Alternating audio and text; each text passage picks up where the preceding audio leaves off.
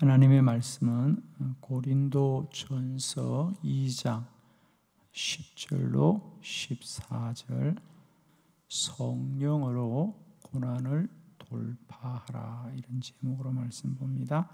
오직 하나님이 성령으로 이것을 우리에게 보이셨으니 성령은 모든 것 곧 하나님의 깊은 것까지도 통달하시느니라. 사람의 일을 사람의 속에 있는 영 외에 누가 알리요? 이와 같이 하나님의 일도 하나님의 영 외에는 아무도 알지 못하느니라.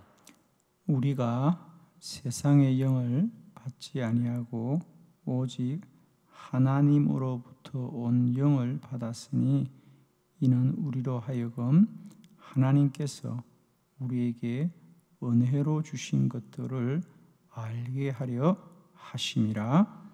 우리가 이것을 말하거니와 사람의 지혜가 가르친 말로 아니하고 오직 성령께서 가르치신 것으로 하니 영적인 일은 영적인 것으로 분별하느니라.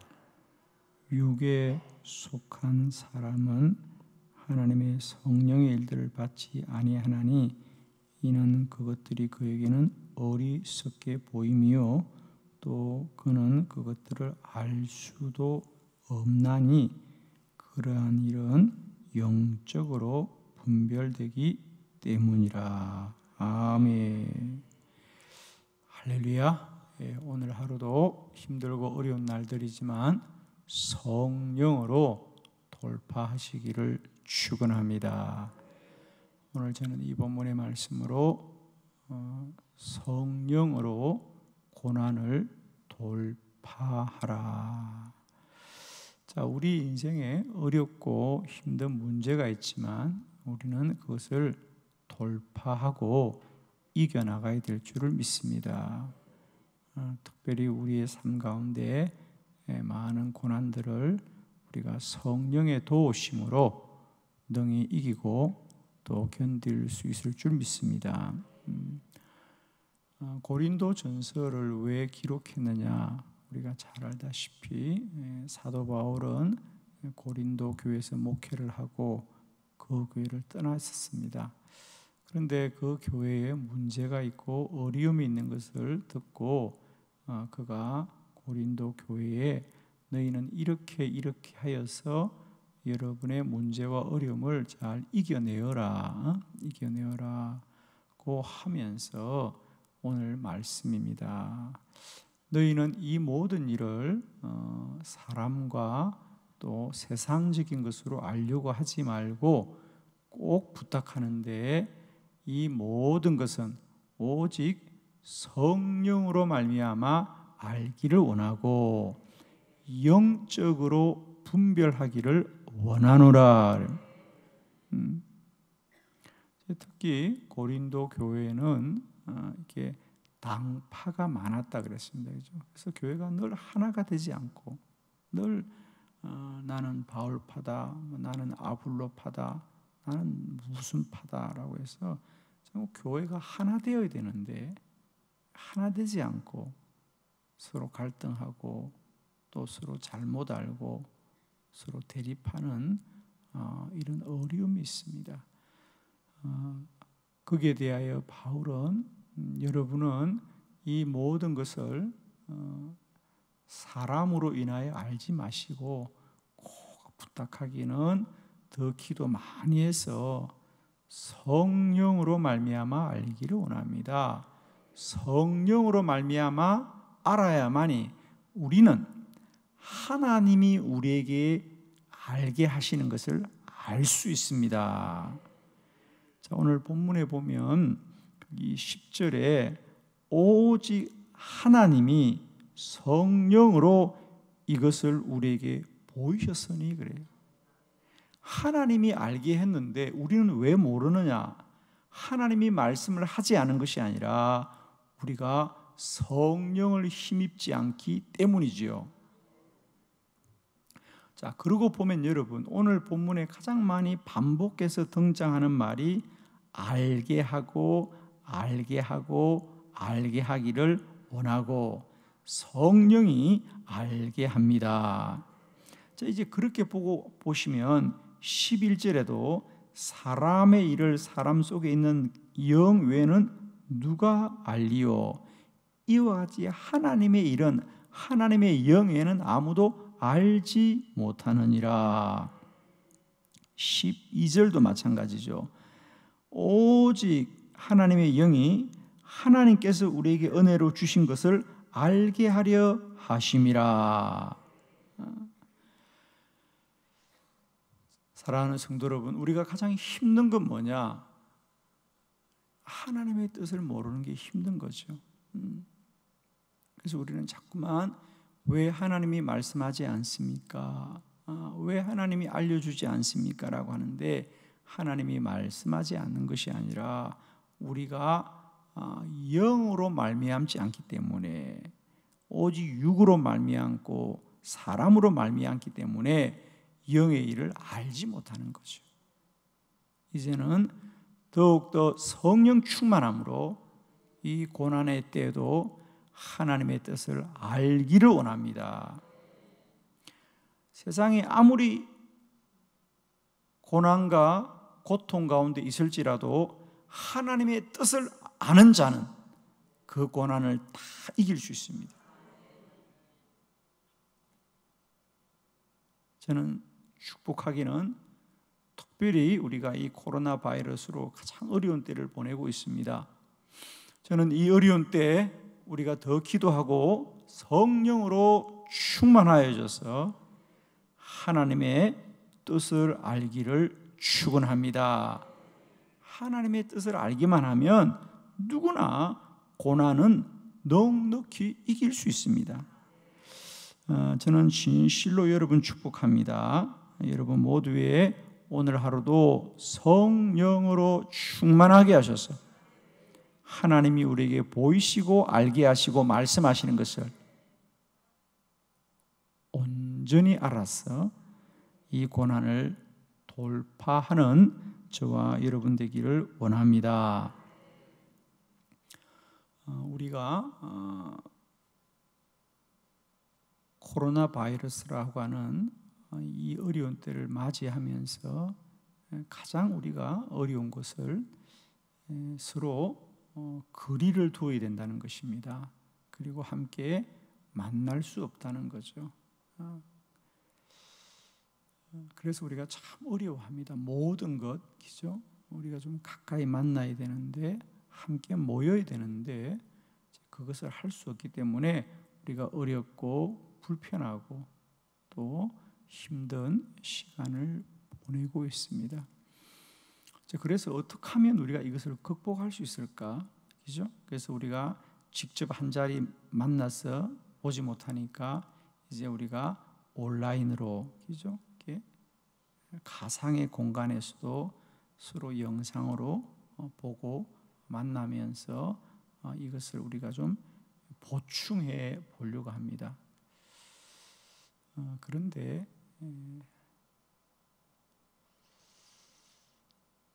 그래서 우리가 자꾸 어렵다고 말해요. 우리가 서로 성도들이 못 만나서 어렵고, 한 자리에 예배를 드리지 못해서 어렵고, 또 얼굴을 자주 보지 못해서 어렵고, 우리가 늘 모이던 사람들이 모이지 못하니까 불안하다고 하는데, 우리가 조금만 여러분 생각을 달리 하시면, 지금 우리의 문제는 사람과 사람이 만나지 못하는 게 문제가 아닌 건 전혀 문제가 되지 않아요. 정말 우리의 문제는 우리가 하나님을 만나지 못하기 때문입니다. 저는 우리가 이 코로나 바이러스 사태 가운데 우리가 이것을 이기는 길은 뭐냐? 사람을 만나야 되는 게 아니라 주님을 만나야 됩니다.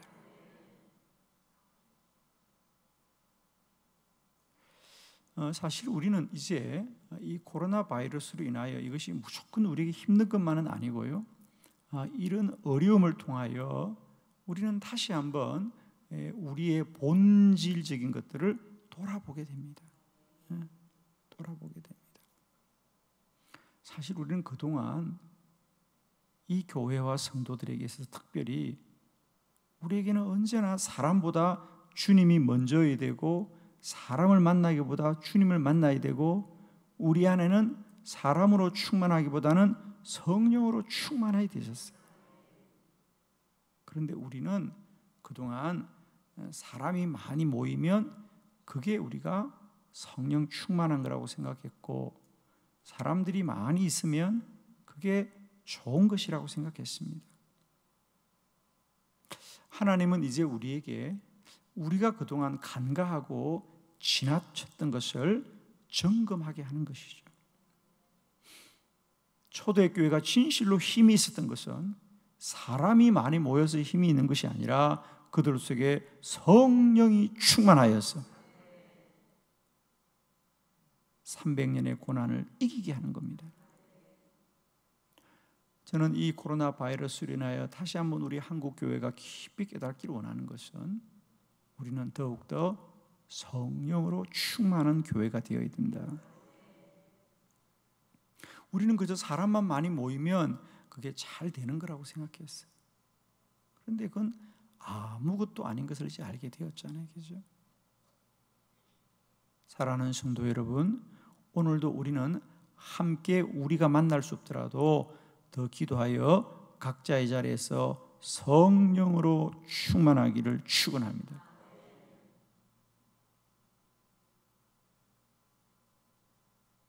사실 2000년 동안 우리 교회의 역사를 보면 지금보다 훨씬 더 어려운 때는 더 많았습니다. 사실 이 코로나 바이러스가 우리를 어렵게 하지만은 이 코로나 바이러스보다 훨씬 더 어려운 시대를 우리 교회는 다 견뎌왔습니다. 뭐로 견뎌왔느냐? 성령 충만함으로 견뎌왔습니다.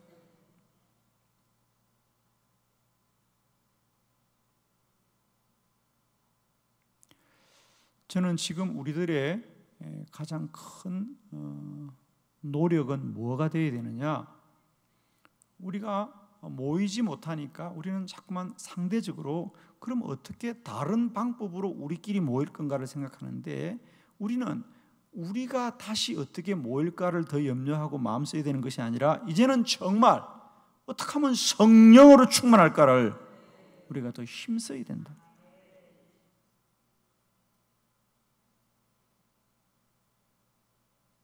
우리는 하던 걸 못하니까 우리는 다시 반사적으로 어떻게 하면 다르게라도 모일까를 생각하는데,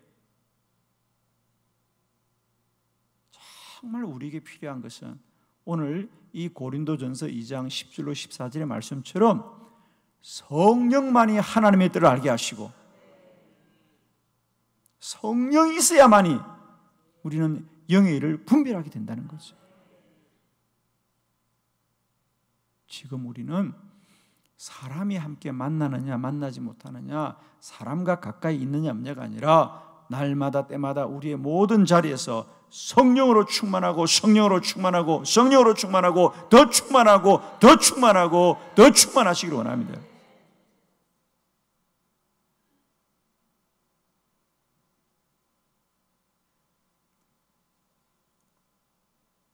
저는 훗날 돌아보면 이 모든 것도 우리에게 유익함이었다고 고백하게 될 거예요.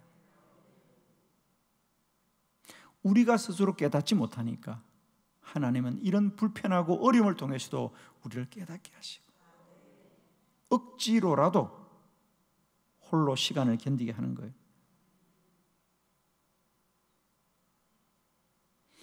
저는 축복합니다. 성령으로 고난을 돌파하라.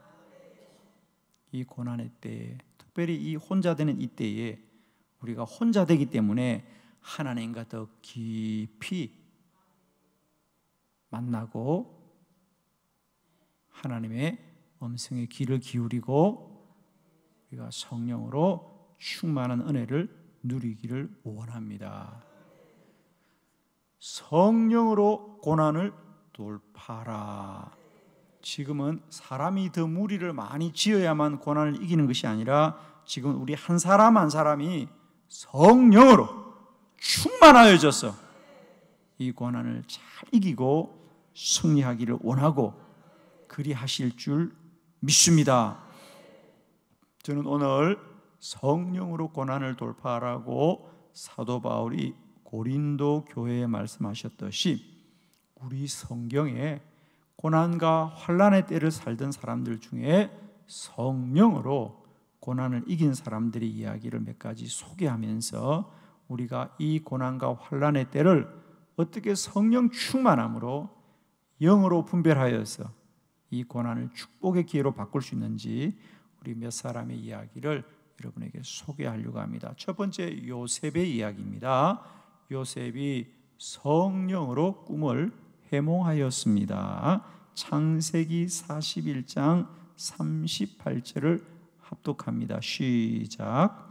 바로가 그의 신하들에게 이르되 이와 같이 하나님의 영에 감동된 사람을 우리가 어찌 찾을 수 있으리요 하고. 아멘. 바로 이 요셉이 억울하게 애굽에 노예로 팔려가서 종살이를 했습니다. 그 종살이도 얼마나 억울했느냐 우리가 잘 알고 있고, 이제 종살이도 부족해서 감옥에까지 가게 됩니다. 억울한 감옥살이인 거 잘 아시죠? 그런데 어느 날 그 애굽의 바로 왕이 꿈을 꾸었는데 꿈을 해몽할 수 없어서 너무 어려운 겁니다. 그래서 그 애굽의 많은 주술가들과 또 점성사들을 통하여 꿈을 해몽해 보라도 꿈을 해몽할 자가 없습니다. 그때 요셉이 꿈을 해몽할 수 있는 사람이라고 알게 되어서 그 감옥에 억울하게 갇혀 있는 요셉을 청하였어. 그 바로의 왕의 꿈을 해몽하게 하는 것을. 꿈의 내용은 잘 아시죠? 앞으로 이 땅에 7년 동안 큰 풍년이 임할 것입니다.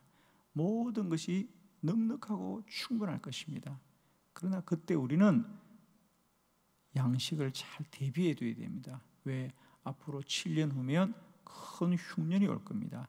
이게 하나님의 뜻입니다.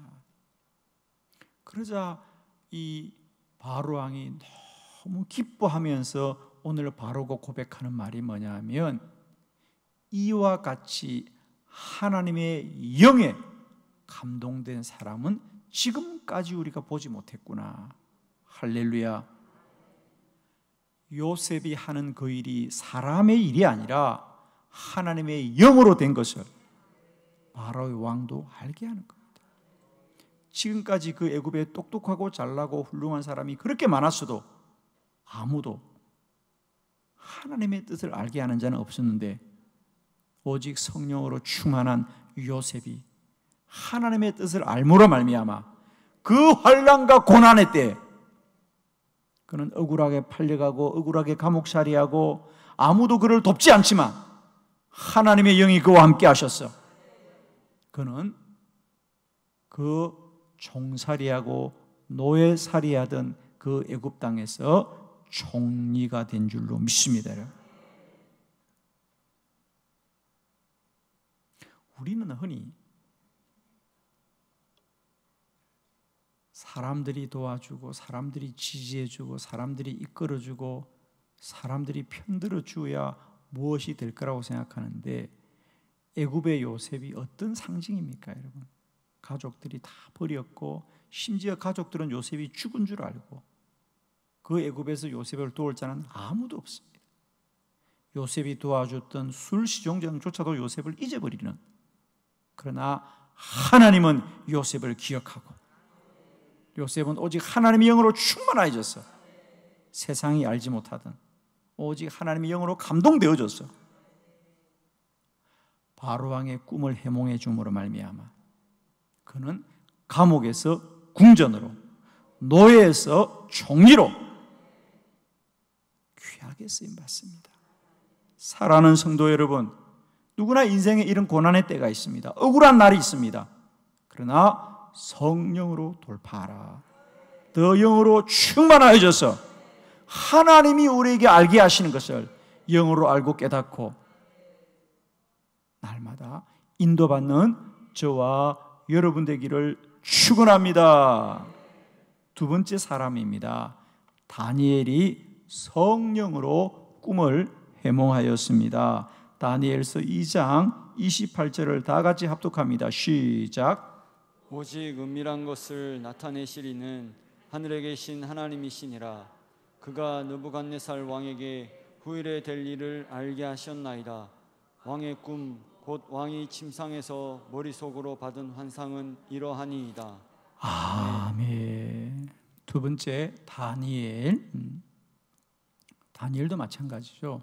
바벨론의 포로로 잡혀갔습니다. 그런데 어느 날 그 나라의 느부갓네살 왕이 꿈을 꾸었는데, 느부갓네살 왕도 마찬가지입니다.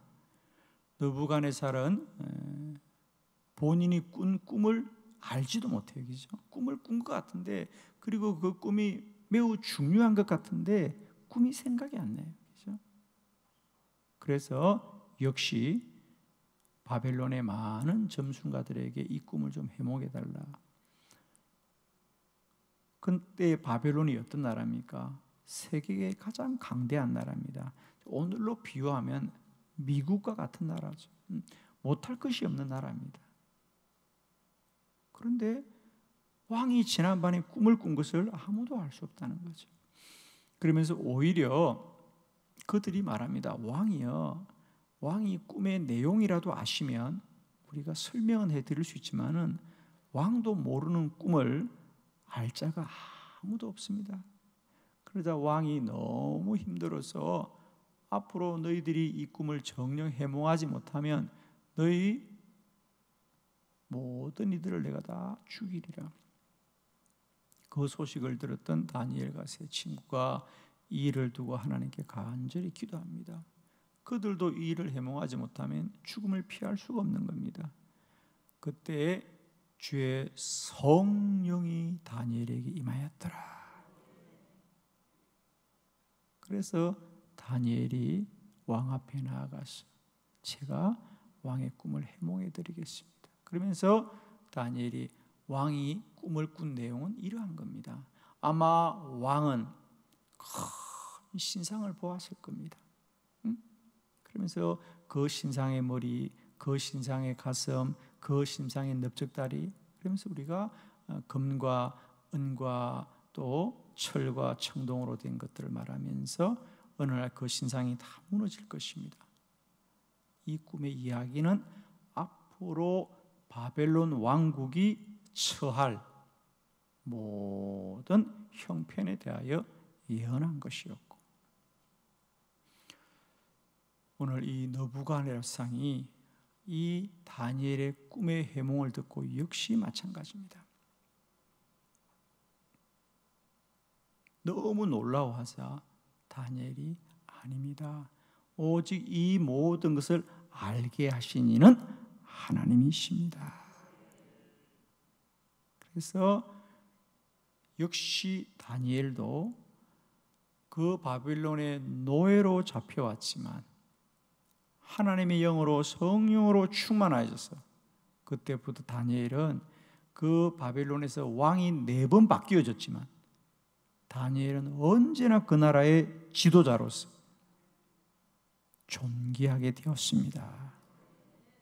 고난의 때 버림받았어도 성령이 함께하는 자는 하나님의 깊은 것까지 알게 하여 주시어서 고난을 이기게 될 줄을 믿습니다.